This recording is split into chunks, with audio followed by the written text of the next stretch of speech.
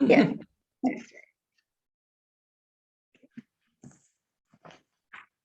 Okay, well, we're just starting. We've got a few people coming in, so yeah, we'll just wait for a little while.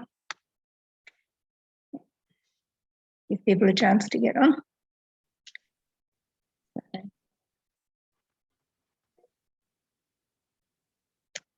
All right. Anyway, we've got Ida here waiting to give us some great information. So we just hang on for a second. There seem to have quite a few people coming in fairly quickly. So we'll just wait till that slows down and then we'll give it a go. Okay. All right.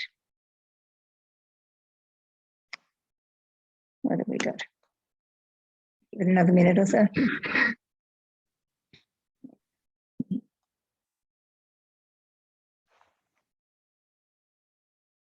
Okay, seems to have settled, so we'll get started. So yeah, good morning everybody and welcome to the third Coping with COVID presentation. So this one is about caring for your spouse or family member without your usual supports that you would normally have, say informal supports from family or actual formal supports from volunteers or a service. And thanks for joining us. We're organising these the presentations with the Resilience Centre in Epping. So, and all of the Northern Sydney councils are participating in these ones. This morning we've got Ida Sogamorian from the Resilience Centre who'll be offering ideas to make life a bit easier if you're caring for your spouse or family member. During this lockdown, which seems to be a little bit going on and on. So Ida is an experienced registered psychologist who works with all ages at the Resilience Centre. She loves listening to people's stories and is fascinated by the individual journeys of challenges and triumphs. She believes that our past influences our present, yet we have a choice in shaping our future. Ida likes to empower people to be their authentic self and live a fulfilling, purposeful life. If you'd like to ask questions during the presentation, click on the Q&A button at the bottom of your screen or the chat and type your question into the pop-up box. So we'll pass these questions on to Ida and she'll respond at some points during the presentation or at the end when we've set aside time just for questions. So I think that's it. So go over to you, Ida. Thank you, Robin. Welcome, everyone. I will now share my screen with the presentation. Okay.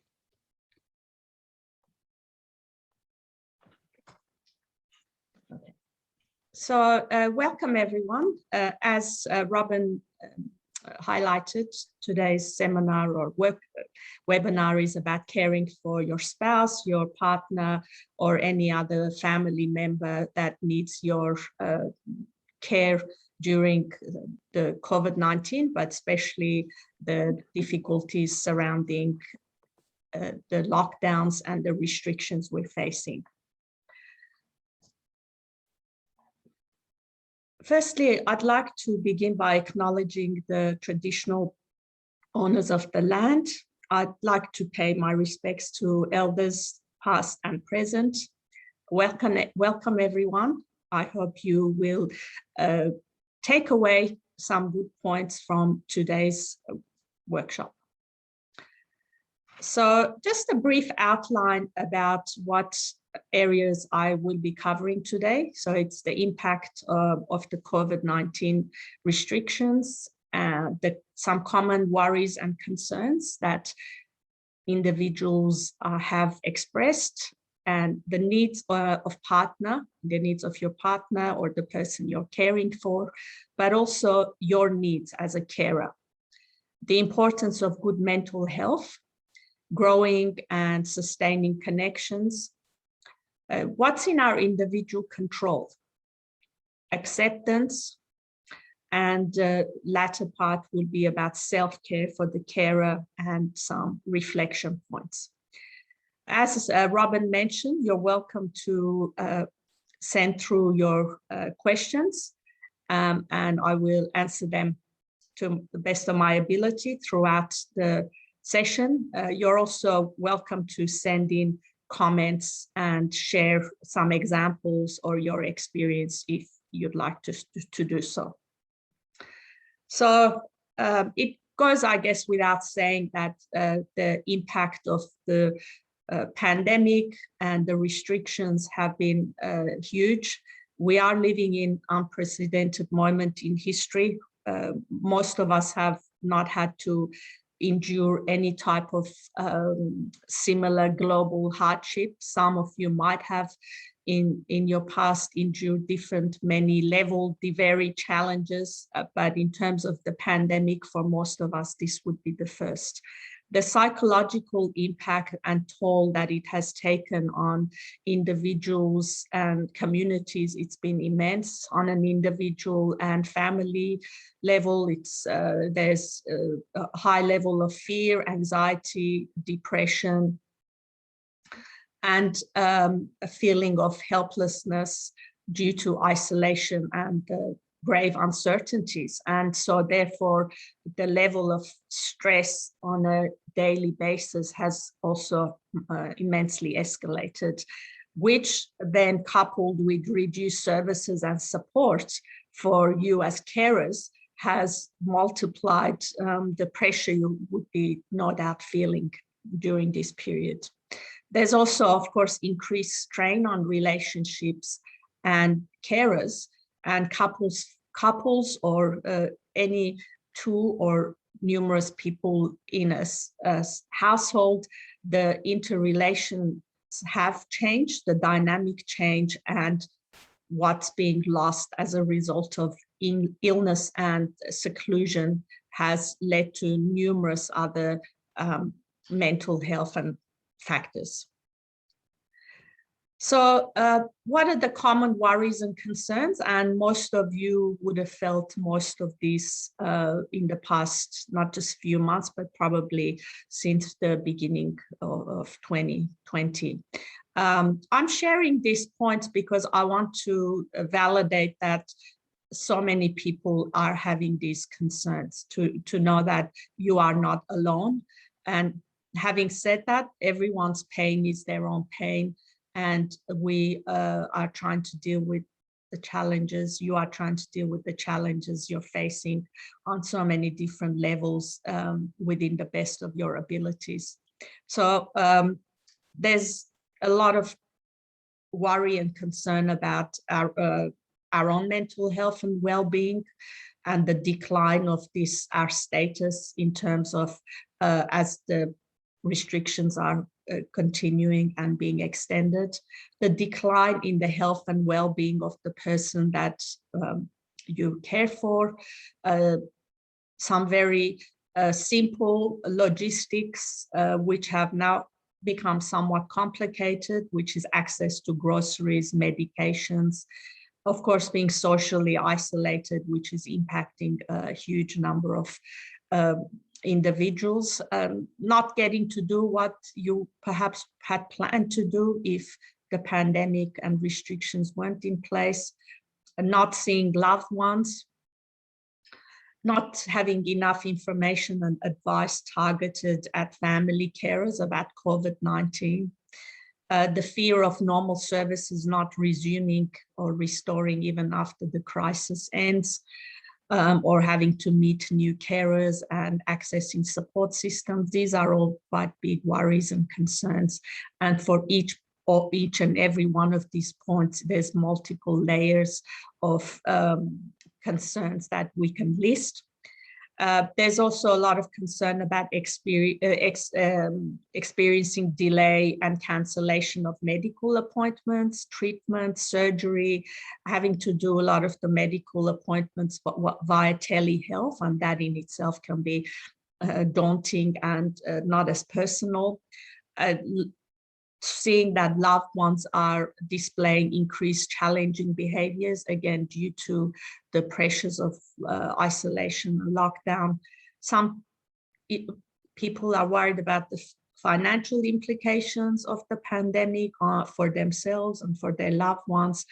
Getting the virus and not being able to look after the person you're caring for, or the carer feeling unwell and not being able to care for the person they love. grief and loss, losing loved ones or hearing about other loved ones which are unwell or have passed away and not being able to be there in terms of support. And of course, for you as carers, if you were having home care services and support, then the cancellation of and reduction of these services has been a huge burden, mental and physical burden. So in terms of the mental health and in terms of what are some of the things we can do about what the situation you're in while this is continuing? Well, of course, I wish I could say I had a magic wand or some magic answers to how to make things easier from a logistics or physical care point of view. No doubt most of you would have all of that knowledge and know what is to be done with the individual person you are caring for. My points, my talk would mainly cover the more cognitive way of reframing the situation, about some simple things you can put into place and trying to see things from a slightly different perspective in order to reduce the intensity of the negative emotions and the symptoms of that anxiety that you might be feeling. So what does the person that you are caring for might need? The person who might be unwell or their mobility might have been restricted from various levels. So I do appreciate that those who have joined us today, you are facing challenges of individuals with a wide variety and various degrees of immobility and progression in their condition, age, or illness. So, but generally speaking, what does the person that is being cared for need? They need compassion, not criticism, love, not loathing, empathy, not apathy.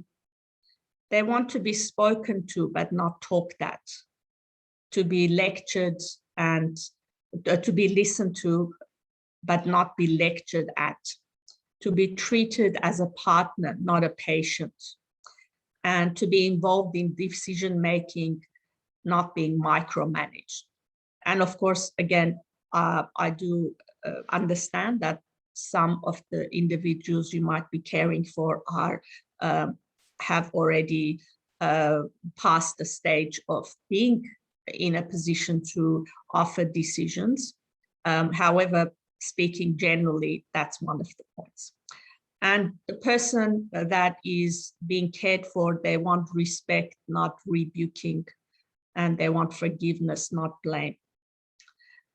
There's a lot of pressures on individuals looking after a loved one, and those pressures are different, but yet there's a lot of mounting frustrations, hopelessness, anger, sadness, regardless of the age of the carer. Now, a lot more complexities and layers of intense emotions are added to the more senior carer because they themselves might have their own conditions or physically not as strong to carry out some of the more practical logistics that's needed when caring for someone else. So what does the carer need? What do you need as a carer in terms of emotion, in terms of support? So the carer needs compassion, not criticism, love, not rejection, gratitude, not grumpiness from the person they're caring for, who also understandably are suffering in their own way. The carer needs to be or wants to be validated, not invalidated, to be listened to, not ignored, to be treated as a partner, not a nursemaid, to be cared for and not ordered around, and respected but not rebuked, and appreciate, but not talk too aggressively. So now moving on to highlighting the importance of good mental health. So why is good mental health important? In fact, good mental health is critical at times of hardship, at times of escalated challenges, because if we can work towards and maintain good mental health, we are much more prepared and capable of dealing with the challenges at hand. So how to maintain good mental health in terms of the mind? It's about mental stimulation, positive thinking, meditation. Now, while we don't have too much time to be very much in detail about some of these points, they're more headings for you to start to think of. And as we're moving along, I'd like you to keep in mind some of or most of the points or items you're doing in those points. So what are some ways you are mentally stimulating yourself and perhaps even involving the person you're caring for? Where are you placed in terms of positive thinking? Are you doing any meditation? If not, how would you put these items in place? A diet, so healthy food intake, limiting caffeine and alcohol. We are all restricted, so it is not difficult to lapse on what type of food we're eating, accessing, preparing, and giving to some of our urges in terms of coping strategies. So my encouragement is be aware if you are consuming more of the food or beverages that you know should be limited or modified, with the understanding that while you are using it as coping, it's probably not good for your health and it could have other detrimental effects to your physical and or mental health, the excess. So the body, exercising, keeping active, getting adequate sleep. Again, I'm well aware that for a lot of people, especially those who have physical and advanced health issues, exercise is not in the form that we might think healthier people exercise or keeping active. So it might be worth thinking about if, given the restraints, given the condition and the capabilities of yourself and the person that you are caring for, what is some minor, very mild exercises that can be done? What might be perhaps some recommendations that the person you're caring for, you have been recommended by their physio, their OT, their specialist, and that could be the most minor movement, anywhere from that to walking, on people who cannot walk, of course, doing sedentary movements. What are even the smallest activity you can do to that gets the circulation going within your own restrictions? Support, of course, support is very important, and that's one thing that most people are missing at the moment, that personal calls, physically face-to-face presence of people that have been in our circle. And as that has been reduced, it's looking at accessing support through telehealth, accessing support through phone calls, accessing support through self-help apps. Some of you might think, okay, well, how do I do that? There's a number of community organizations and councils running starting or general information about how to set up and use technology in order to connect with others. And I encourage you, there's a lot of programs out there to look out for those programs that are being run in order to extend yourself. While I know it can be quite daunting, but it will open up a whole new avenue for you to connect especially at these times. Social activities, again, of course, extremely restricted at the moment, but there's, again, online support groups, and some of those could be accessed, while there's minor or limited social interactions. We can have social activities. It's looking at, okay, what's one thing that I could put into place that might be helpful? And the health, so regular checkups, making sure that medications or any other recommended treatments that are being done in the home are continuing, not missing appointments. And if there are any concerns, of course, there's the helplines and the emergency access lines. Okay, so I'd like to just pause for a moment and see if there was, ask Belinda Luca, if there was any questions or comments that might come through so far. Thanks, Ida. We've just got a few comments coming through, and if everybody would like to, well, not everybody, we've got over 50 here online, but if any of you would like to just make a little comment about the types of things that Ida is sharing with us, we'd love to hear from you. Our first comment is that this particular participant knows that she's definitely been eating more this week and have spoken to others, and they are too. And I think I can say the same about myself. Yes, definitely.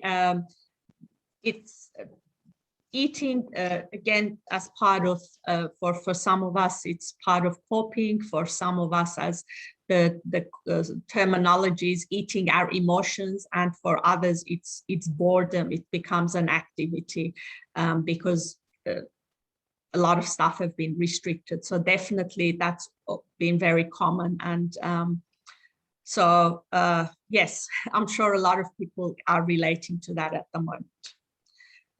Yes, and it's like a comfort. Yes, yes, it sure is. And we just have another thanking you, Ida, saying it's very useful information. Thank you. I appreciate that. And that's all for now. Back over to you. All right. Thank you for those who have made comments and those who are participating, listening. And I will move on to the next slide. But of course, in about 15 minutes, we will have another opportunity to address comments or questions. So if you have any, please keep them coming. Okay, so again, similar points that I have mentioned, just a few extra ones here. So making sure you are having your health checks, and not to neglect your own health checks, of course, while you are caring for someone else, because we often find that when there is a more needy individual in the house, that their care takes precedence, and often the carers start to neglect their own care, and that's not very helpful in that moment, or of course even further on, when then you're neglecting your own health, then leads to more harm. Routine and consistency, very important, not just when it's a pandemic, or even if there's no pandemic, but especially even more critical when we are looking after someone that needs our help. And sometimes that caring role is a 24/7 situation. So keeping a routine is good for the carer, but also for the person that's being cared for, especially if there is some cognitive or memory loss. in the person we are caring for, it's very important to maintain, as I'm sure you are aware, that routine and consistency to minimize extra anxiety and during the uncertainty. Routine and consistency also keeps us in check about what we are doing, perhaps as a carer, and also it helps us perhaps to look at not doing too much of the things that are not actually a priority. What might have been a priority, or the number of things we did pre restrictions and lockdowns, might be very different to now, and keeping in check and giving yourself permission to let some things go if they are not important and priority, because you need to conserve your energy. Resources, so reminding yourself of what are your personal, individual, but also the resources, and also the resources of the person you are caring for, in terms of what are some things in your residence that you can utilize in terms of entertainment, activity, comfort, but also in order to make things a little bit easier for yourself, if you can, let's say you don't like going to the shops, being resourceful and doing online shopping, or looking at what other resources you might have that will become helpful during this time. Healthy meals and keeping hydrated, which we addressed before. Exercise and movement, very critical. And sleep. So sleep, again, if you are caring for a high need individual, your own sleep might be disturbed or irregular. So I want to really encourage you to make sure you are getting adequate sleep, because if we don't get enough sleep, every day is not looking that good. Our mood, our physical health, and cognitively, we can be negatively affected if we don't have adequate sleep. And the last point on this section is hope. Hope is so important in terms of maintenance factors. There are days which some people think there's no hope, nothing's looking good, and to maintain hope and faith that things will improve is critical at this stage. So growing and sustaining connections, because at the moment, we cannot see the people we care about outside of our household. So what are some practical suggestions? Writing a letter or sending someone a card. Online help.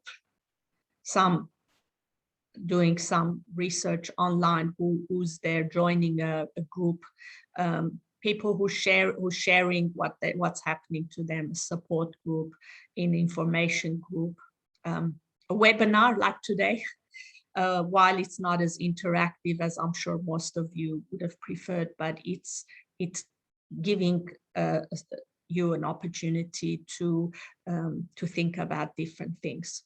And that, again, that's a different kind of connection. Calling or texting someone, video chats, sending someone a care package, or perhaps if you're yourself, even as a carer, are really needy, asking a loved one to send you something. And participating again on online activities. Last 2 weeks, there have been other webinars that would probably have more focused information on these two topics. So if you haven't seen those webinars, I encourage you to access them. I believe they're still recordings. Now, in terms of the person you are caring for and you, so that interrelationship, that critical bond you have, fight the condition, not each other. So we often hear from carers or the person being cared for that the relationship becomes more about support. So it becomes much harder and negative when we are caring for someone who is unwell, ill, physically ill, mentally ill, whether it's a partner, a spouse, a parent, or a child. The relationship really changes, and there's a lot of intense and negative emotions that come into play, which are because of our feeling of helplessness in the situation, our feeling of fatigue, and our feeling that this every day looks like Groundhog Day. So fight the condition, not each other. Avoid the relationship becoming the unforeseen casualty of the situation that, yes, you didn't ask for, they didn't ask for, but it is the condition, the situation you're in. Focus on what remains intact and positive in the relationship, even though there might be a lot that's been lost or is negative, but focusing and looking for and really finding what is positive and intact, what's left there.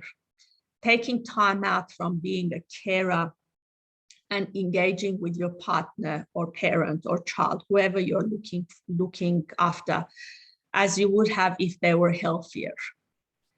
The dynamic has immensely changed. There is so much that is not the same. So looking at the person as the original relationship you had with them, in terms of my husband, my partner, my wife, my father, my mother, my son, my daughter, it's critical to at points during the day to remember them and to address them, to interact with them, to acknowledge them as the role they played in your life before they were they became unhealthy.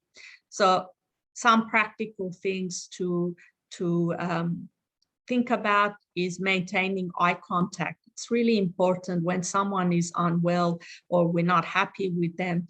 We don't want to look at them, and especially if someone is vulnerable, eye contact is really important for them. Sometimes touch, just holding their hand or giving them a pat on the shoulder or stroking their hair. It's giving them a hug, very, very important, because as the dynamics of the relationship change, sometimes these are one of the first things that go. And as humans, we need to know that the person, even if they're not, the dynamics have changed, that they care for us emotionally, not just in a physical business of life, getting through kind of ways. Watching a show together or listening to music, finding simple ways to connect. Now, again, depending on the condition and the stage of progression of the way with your loved one, these might look very different. They might be much more restrictive or less things to be done. However, they're suggestions, and I want to encourage you to just think about them and how it can be applied to your individual situations in your households. Playing a puzzle or board game, even if the person has restricted mobility, perhaps you can play a puzzle or engage in a puzzle and talk to them. So speak with them. Often in a caring position, people are too tired, or they're not in the mood, or they're task-oriented, service-oriented, and the conversation is not there as much as it used to be. So talking to the person, sharing meals times with them, even if they can't respond well, even if you're feeding the person you're caring for, sitting there and having your meal with them, again, it's just small connections that might be more valuable than we think. And reading or praying together. Again, think about simple things. So What's in our control? Now, this concept of what's in my control is actually very important in terms of managing unhelpful thoughts, reframing a situation that's actually happening, and to be able to look at the situation more in a optimistic rather than pessimistic way, from more of a solution focused rather than problem focused way.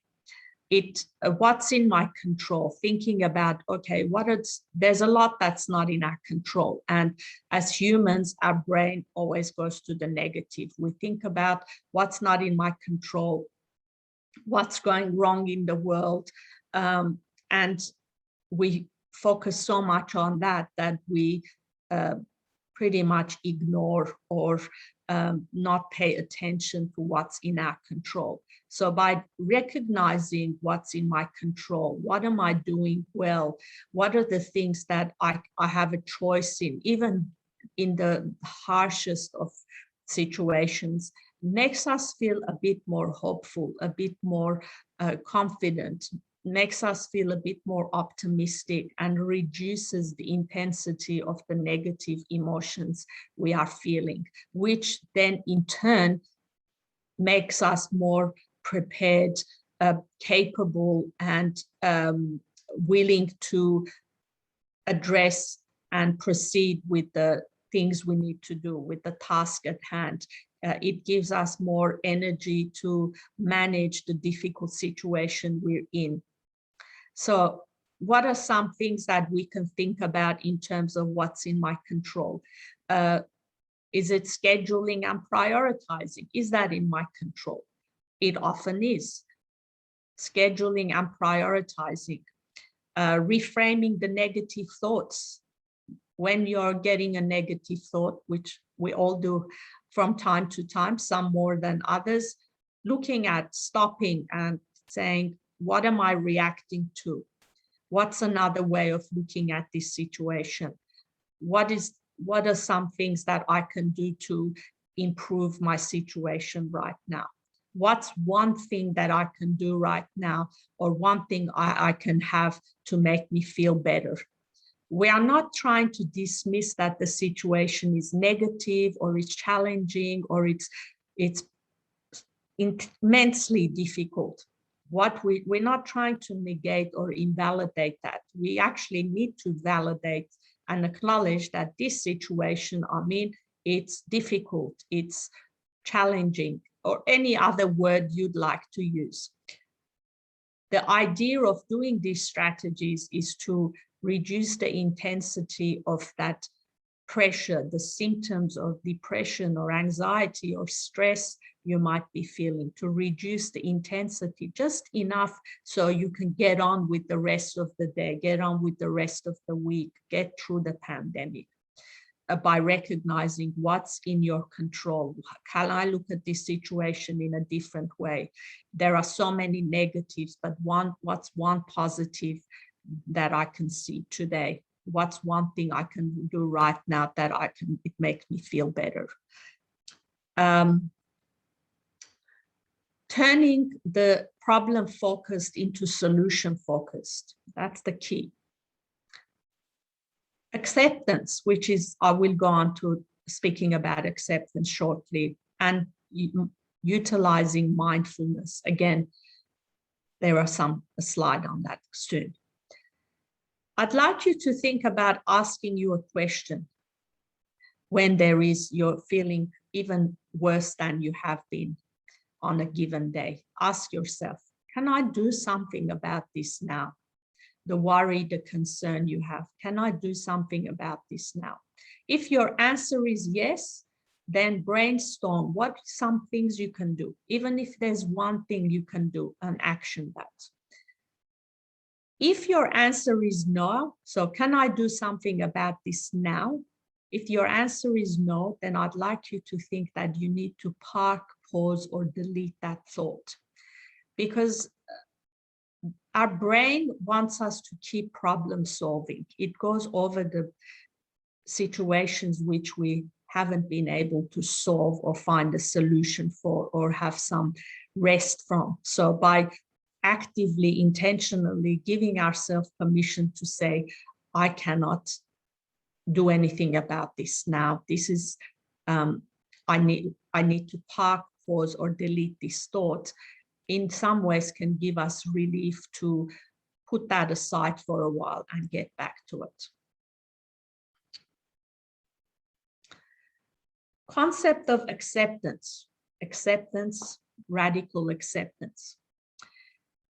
Why is acceptance important? Acceptance, I want to emphasize, is not approval. Acceptance doesn't mean that we're giving the situation points. Acceptance is not saying that I like the situation. Acceptance is, radical acceptance is, I wish things were different. I don't like this situation. I wish it didn't happen. But it is what it is. And I cannot change what's happened so far. Acceptance is recognizing that my reality is as it is. And it's stopping fighting against what it actually is and letting go of bitterness. Acceptance is knowing that life can be worth living, even with painful events in it. And that I can't change what's already happened, but I have control over this moment and the next moment.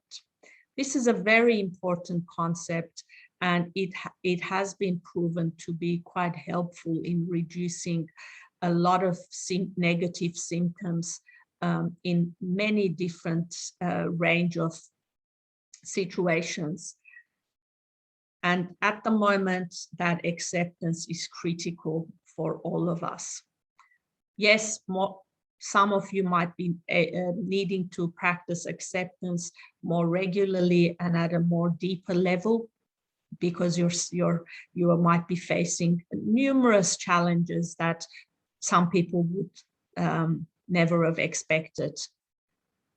Acceptance is letting go of that burden you're carrying in terms of wanting things to be different when you know that they are what they are. It is what it is. I can't change my reality up to now, but I've got control over what I can do this moment and the next moment.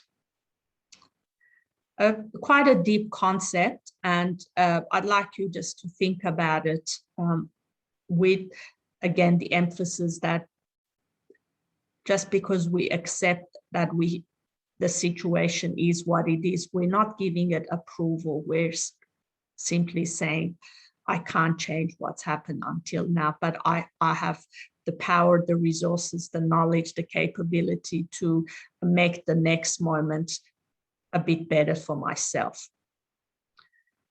Okay, again, I would like to pause and over to you, Belinda, for any comments or questions that might have come through so far. Thank you, Ida. I think you're giving us such good, insightful tips this morning. Not many questions, just more comments thanking you for all the tips that you're giving. If we can just wait a few seconds or maybe even a minute and give a chance for people to write their comments down. We'd love to hear from all of you in response to the things that Ida is saying and the tips that she's giving. We're hoping that it's helpful so far. I'm not a senior, but I'm taking a lot away from it too. Okay. Thank you, Belinda. Thank you, everyone, again, for the feedback. I want to also emphasize that any of the concepts that I'm mentioning today, there's a lot of information online on these particular topics.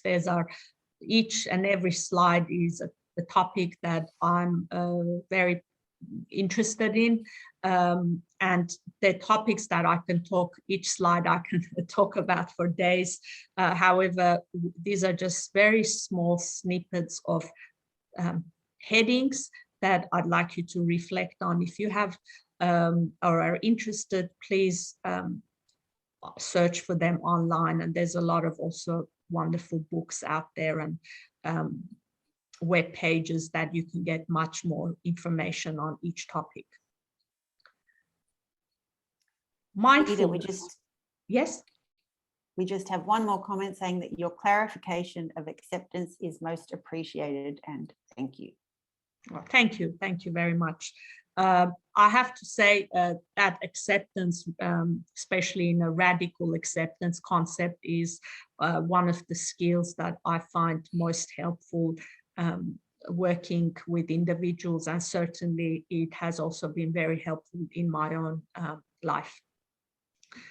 And so has mindfulness, which is our next slide. So mindfulness. Now, often people think mindfulness is about meditation, and whereas mindfulness can be incorporated and into every single action that we do per day. So mindfulness is about observing, describing, and participating without judgment, without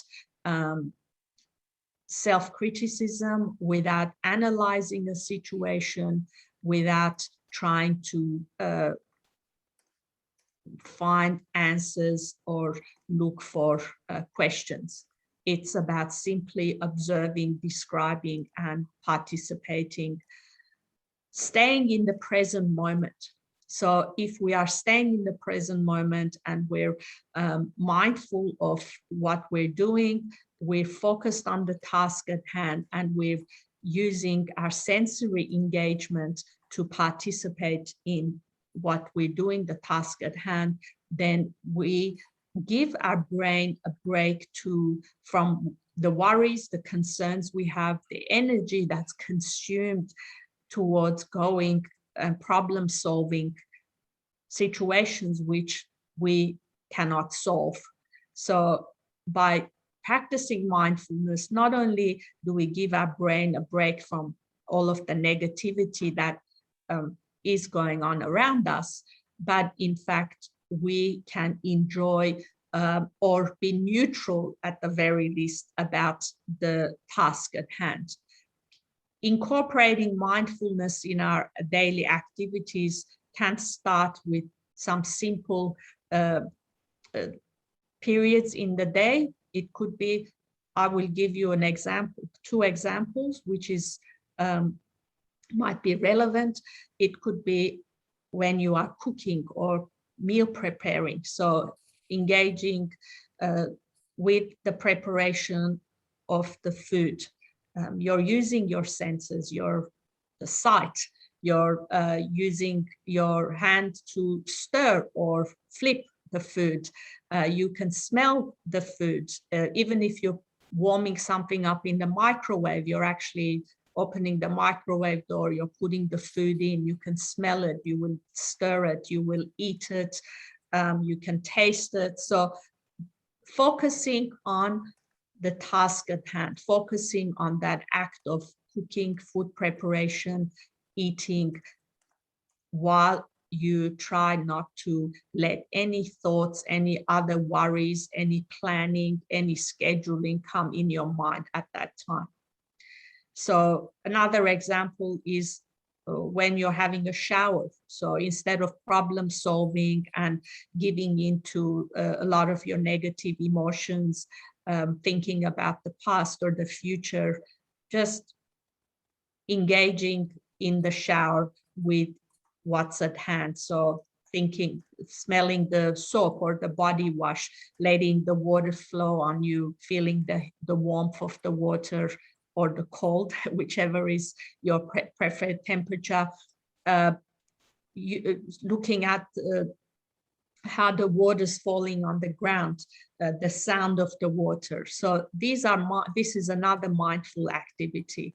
Again, our concept is, instead of focusing on the negative thoughts or the planning or anything that's disturbing you, intruding your comfort, to engage with the task at hand with your sensory engagement. Even when you are, let's say, washing dishes.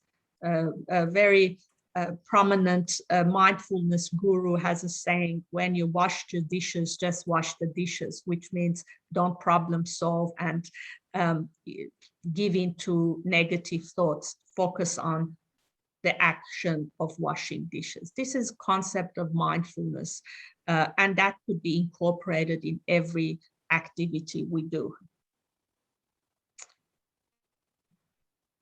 So self-care for the carer, again, very critical.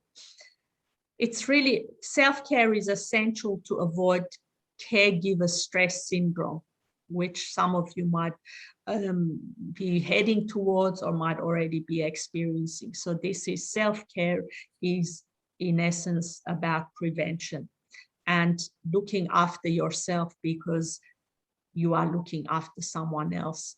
And as often carers think, if something happens to me, who will look after the person I'm caring for? So these are some very practical but important preventative measures. Those of you who would have traveled in planes, or if not, you would have heard that they offer at the beginning when they talk about safety instructions, one of their main instruction is, if something happens, put the oxygen mask on you first before you put it, before you help a child or someone with you. And this is pretty much that concept. Look after yourself so you can be more effective when looking after the person that you are looking after. So some questions you might ask yourself in terms of the self-care. What do I need to do or do more of or do less of or not do in order to recharge and increase my energy? Again, with the view that I have a lot to do and I need to recharge, increase my energy so I can be more present and more available when I'm caring for the other person. What are the outlets that can help increase my capacity so I can be a more effective carer and avoid burnout? I'd like you to reflect on these questions as we continue and after, of course, after the webinar too. Some very practical, very basic ideas. Again, some of these might apply to some of you and not others, but while I've got 10 points there, I think we can, I want to encourage you to think about your own self-care ideas. There could be hundreds of points I could have highlighted there. However, these are just ideas to get you thinking. And I encourage you again after this session to take some time and to write down some of your own self-care ideas. That could be, again, exercise. It could be making contact, meditation in terms of perhaps sourcing online meditation or doing your own quiet meditation. Pampering yourself. So while all the pampering, beauty-related services are closed, what can you do within the restriction of your own home? Building mastery, which is a concept about taking up something you wanted to do, but you find difficult and trying to improve in that. Again, that changes your focus, gives a bit more option to a bit of a distraction, excuse me, a bit of distraction and a bit of feel good because you're doing something that you're improving on. A classic example, it could be, for example, knitting, it could be drawing, it could be cooking something you haven't cooked before. Taking time out when things get too much, taking some time out, going to a different room, going to the outdoor, if the person you're caring for is contained and safe, of course, taking some time out, a bit of change of perspective, environment, again, within giving the restrictions we have. Doing more of the hobbies you have, reading, some affirmations, and some, again, talking to you about, to yourself about hope, reframing some of those negative thoughts that might be repeating in your mind, affirmations, looking forward to things. So what are some things we can... Yes. We're just having Belinda? some lovely comments coming through. Is it okay if I Please just share with interrupt us. you and just Yes, give of course. some lovely feedback from people? Please So tell me, I'm excited. Good. We're hearing that as a carer, this info is very valuable. Thank you. We've got a lovely few comments, and I do want to let you know, because I feel the same, that the graphics in your presentation are wonderful, and they're actually helping to make people understand the complex ideas that you are presenting simply. So thank you. Thank you. A few comments about your... Good. A few comments about your ideas.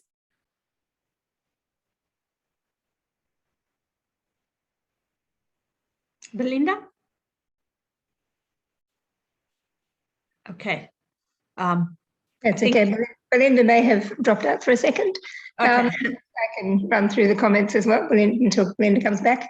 Yes. So there's lovely ones about. So one question was: Is there any good book that you'd like to suggest to develop acceptance? So so she says, what a deep and useful concept at this time. So is there anything you can come across that? Oh, wow. There's quite a number of good books, I can say. I wish I had a list in front of me to bring them up, but I think if you, even if you search for acceptance or acceptance and commitment, that a lot of good books will come up on that. And also sometimes people search for radical acceptance, which is a more in-depth kind of a look at the concept. There is also the one name that is actually coming to mind is a wonderful author by the name of Rolf Harris. He wrote the books on happiness, etc. And he has a website on acceptance and commitment therapy. So there might also be really good books on that. He wrote The Happiness Trap and a number of many other different books. And so if you search up in the topic of acceptance, I think that would be helpful. Yeah, okay, that's good. There's a couple of comments from one of the participants. She says, don't fall apart when you fail to meet the ideal. I think that's a really good suggestion. And also use humor and laugh if you can. Yes, that's I should have included those. They're really good suggestions. That's right. Yeah, definitely. Humor helps, and it's the humor, laughing, even smiling sends a different message to our brain to say it's got a mild reset kind of a value to us, because just for that split second or a few moments, again, it gives us a break from thinking about the intense or the negative issues that we have. Yeah, we've had a couple of questions about sleep. So one was, how do you get adequate sleep? That was one question. The other was any information about a website for how to get adequate sleep for seniors. So again, sleep is a tricky one to how much is enough sleep, how do we do the sleep. So I would recommend, again, looking at some documents that talk about sleep hygiene. So that would be the search in terms of a Google search, or some books, sleep hygiene. Again, there's a lot of books. From top of my mind, I don't want to give the wrong names or the wrong authors, but sleep hygiene, a good sleep guide. There are some key terms that perhaps could help doing a search, whether it's to look for a website or to look at some YouTube clips, or even for some books. Okay, that's good. And now you've covered quite a lot of this already, but one person asked, what advice do you have for a carer in regards to self-energizing? I think we've gone over a few things in that. So yes, so a lot of the topics we've spoken about today, and again, I think looking at at the recordings of the last 2 weeks, I think there might be a lot more focused information there, coping with uncertainty, different ideas. So it wouldn't hurt to maybe watch those from week 1 and week 2 of this series. But a lot of the self-care, I think, and even if it's to a minor degree, improving the physical activity, because that makes us feel a little bit better about ourselves, and doing a bit more of what makes you feel good.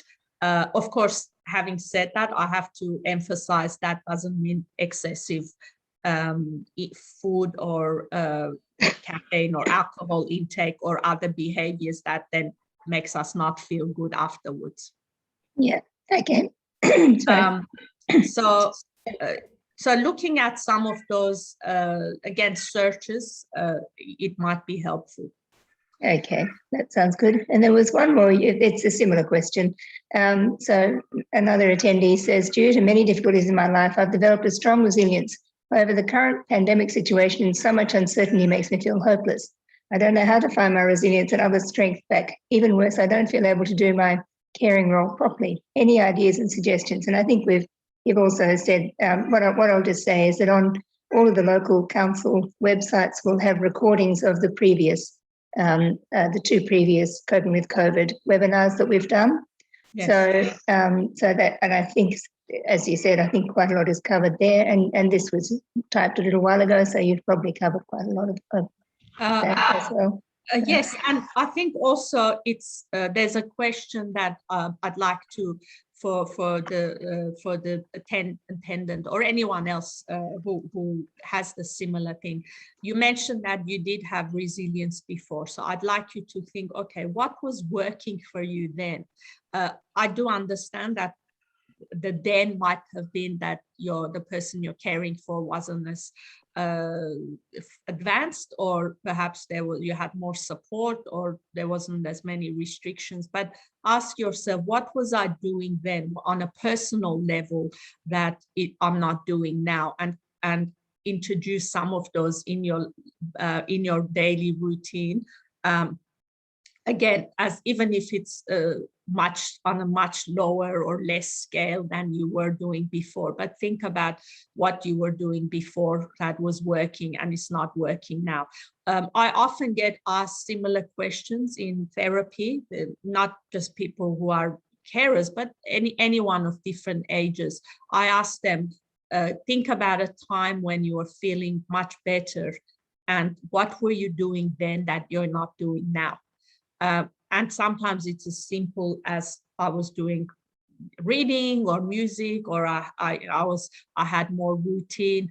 And while of course I'm not trying to simplify the situation, you are all in very harsh, challenging situations. But even if you bring one of those things back, that's about you and not about the person you're caring for. That might be a good starting point.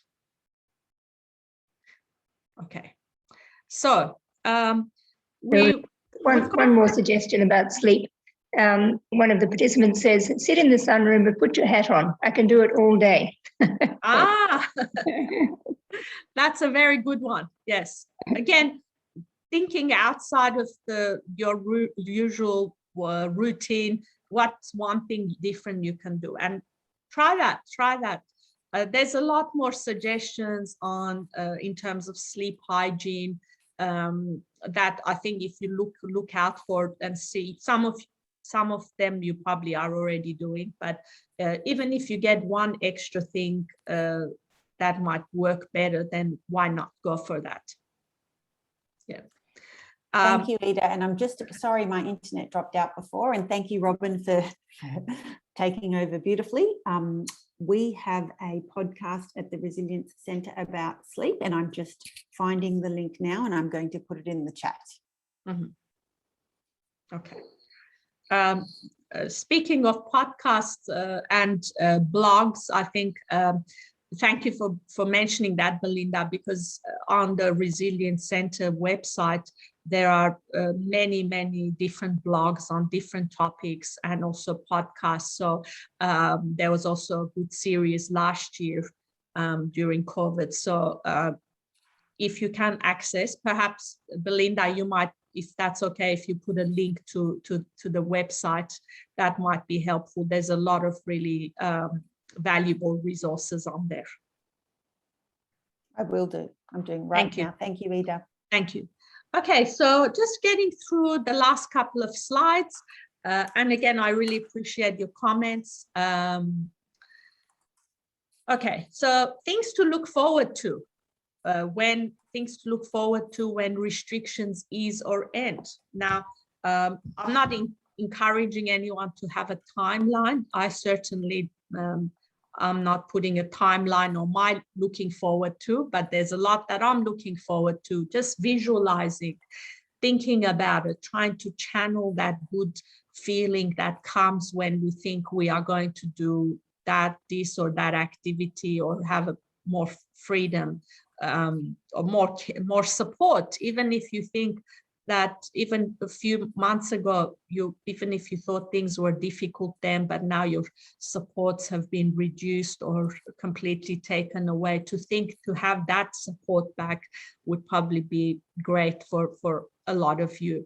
When the situation improves, when your situation improves, what are the things you're looking forward to? When you have more in your control, what are you looking forward to? Sometimes it's even about, what am I looking forward to when the person that I'm looking after is sleeping and I don't have to provide hands-on care? What might be a simple thing that I'm looking forward to? It could be reading, it could be sitting in the sun with my hat on and having a snooze. It could be me having a nap. It could be having a shower without being worried about the person who is sleeping, I'm caring for. So even looking forward to small things at the moment is what we need to do. And of course, beyond restrictions easing, what am I looking forward to? And finally, some reflection points.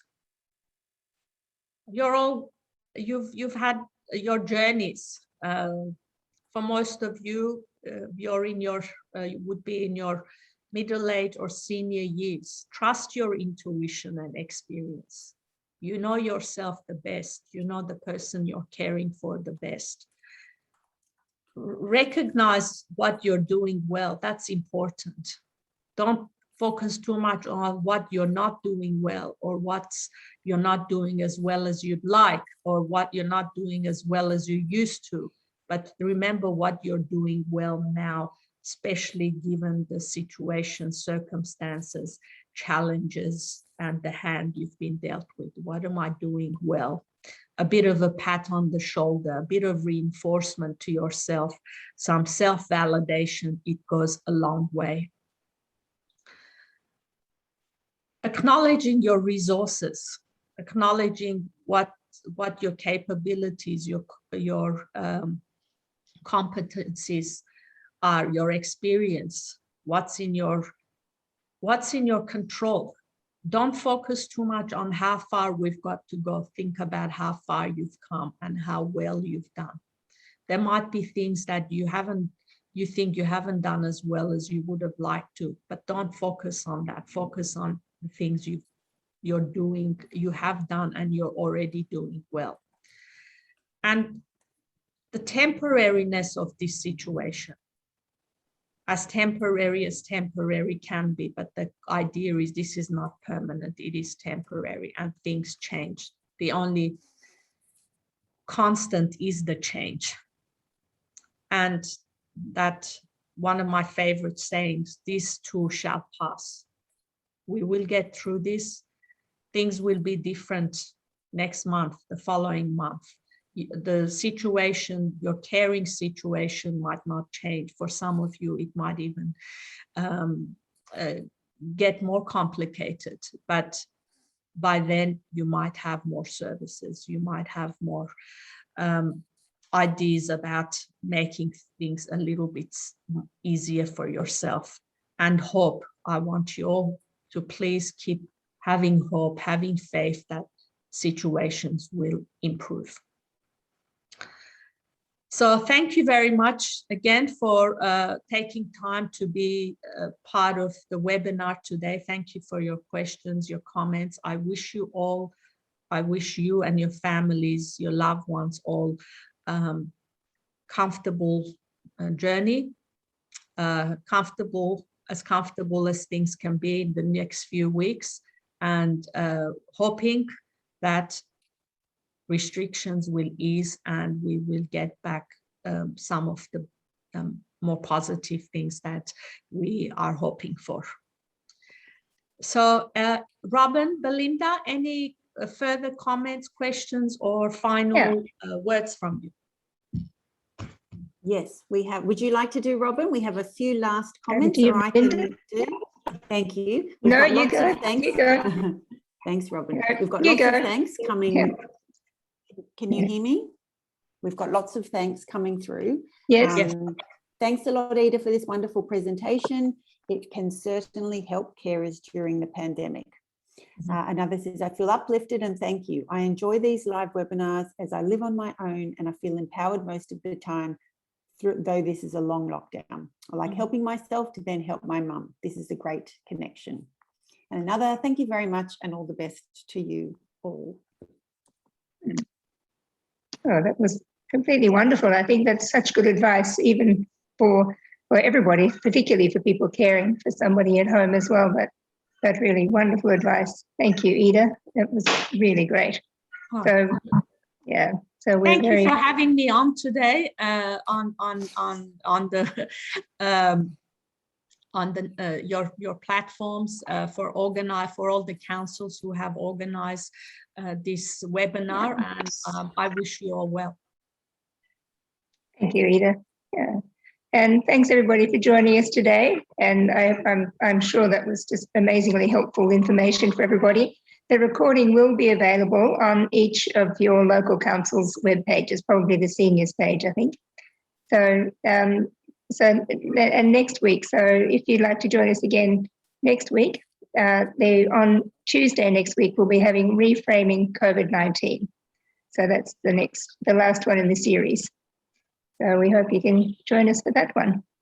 And thank you, Ida, and thanks, Belinda and Madeline for her wonderful backup, IT backup. Always welcome. And yeah, we'll close it up now. All right, thanks, Ida, and everybody, and bye, everybody. Bye-bye. Thanks, everyone. Bye-bye. And